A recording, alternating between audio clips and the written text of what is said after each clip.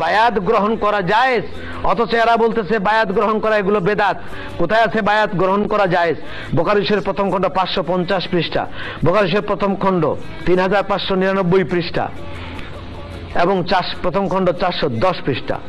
হুজুরের নাত রসুল পাঠ করা সুন্নত, নাত শুনে হুজুর উপহার দিয়েছেন, বুখারী শরীফ প্রথম খণ্ড 453 পৃষ্ঠা। নামাজের মধ্যে নবীজি ডাক দিলে নামাজ ভঙ্গ হয় না, ওই অবস্থায় হুজুরের ডাক শোনা যাবে, নামাজ ছুটে যাবে না। বুখারী শরীফ দ্বিতীয় খণ্ড 642 পৃষ্ঠা, 669 পৃষ্ঠা। নবীজির আঙ্গুল থেকে পানি ঝরে সেই মুজিজা, বুখারী শরীফ প্রথম খণ্ড 504 পৃষ্ঠা। নবীজির ঘোষণা উম্মতের অতি কাছে নজদ থেকে হুজুর সাল্লাল্লাহু আলাইহি ওয়াসাল্লাম যেটা ঘোষণা দিয়েছেন, এটা খুব গুরুত্বপূর্ণ, আমাদের শুনতে হবে। বুখারী শরীফ দ্বিতীয় পৃষ্ঠা 1050 পৃষ্ঠায় আছে, বুখারী শরীফ দ্বিতীয় খণ্ড 1050 পৃষ্ঠা।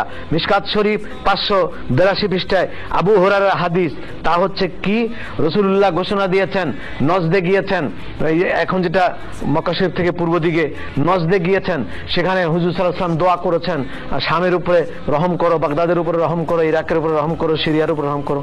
সেখানকার লোকেরা বলেছেন, হুজুর যেখানে দাঁড়িয়ে দোয়া করছেন নজদের কথা একটু বলবেন না? হুজুর তিনবার ট্রাই করেছেন, ব্যর্থ হয়ে গেলেন, দোয়া করতে পারলেন না ওই জায়গার কথা। পরিশেষে আল্লাহর নবী বললেন, তোমরা আমাকে এই জায়গায় দোয়া করার জন্য বাধ্য করো না।